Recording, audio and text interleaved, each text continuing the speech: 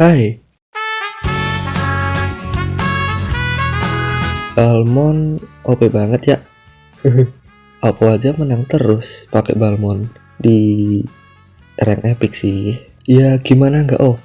Udah darah tebel, damage-nya pedes, bisa ngeblink, darah gak habis-habis, nggak takut kehabisan mana pula, dan ganteng.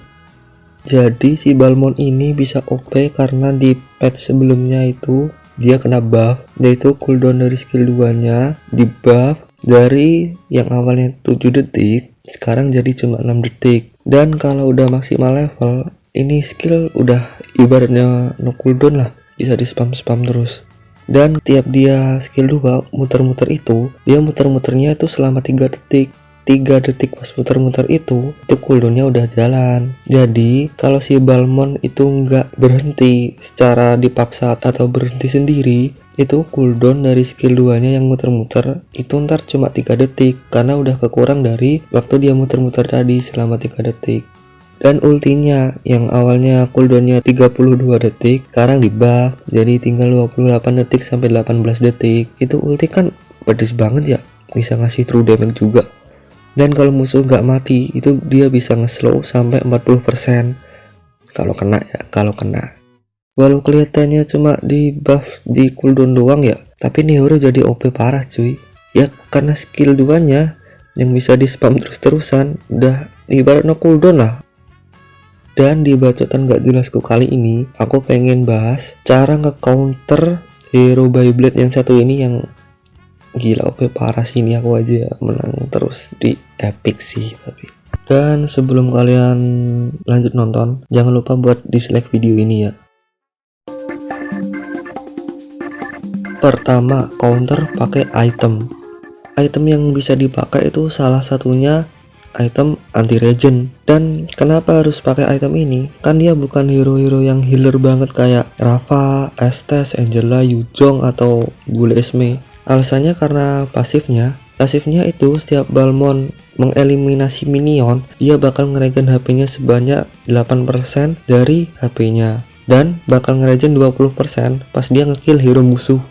Tapi pakai item anti regen ini nggak wajib-wajib banget sih. Jadi buat kalian yang males banget buat beli item anti regen ini, kalian bisa ajak baku hantamnya itu di tempat yang sepi dari minion, sepi dari creep. Jadi ya kalau kalian lagi adu mekanik sama dia ya udah tunggu aja sampai minion kalian itu bersih. Habis itu baru ajak adu mekanik lagi. Atau kalau kalian nggak betah nunggu minion ke clear ya udahlah beli item anti regen aja. Dan di item selanjutnya itu ada item anti iya pokoknya itulah. Kenapa? Alasannya karena skill 2 nya Balmond cuy. Jadi buat yang belum tahu aja, skill 2 Balmond itu kalau kena musuh itu semakin lama damage-nya bakal semakin pedes yang diterima sama musuhnya dan bisa ngasih critical juga. Jadi semakin lama kalian terkena skill 2 nya itu damage yang kalian terima itu semakin pedes. Dan pasif dari ini item itu ketika dia diserang oleh hero lawan, dia bakal mengurangi physical attack hero tersebut sebanyak 10%. Atau kalau kalian kelamaan nunggu beli ini item, kalian bisa beli item anakannya dulu, yaitu Dreadnought Armor. Iya itulah. Itu harganya cuma 730 perak cuy. Dan pasifnya itu sama. Pasifnya sama-sama ngurangin physical attack hero lawan sebanyak 6%.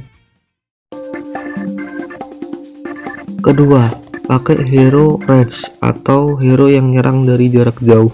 Contohnya ya kayak Mage. Karena Balmond adalah salah satu counter dari musuh alami buat hero-hero melee atau hero jarak dekat dengan skill 2 nya itu yang muter terus-terusan. Dan skill 2 itu adalah bagian terpenting dari si Balmond itu, atau skill yang bakal dia pakai terus-terusan. Dan skill itu harus deket sama musuhnya kan, harus nempel lah sama musuhnya. Cara counternya itu ya pakai hero-hero range, kayak hero-hero jarak jauh kayak Mage gitu, biar skill 2 nya itu nggak kena.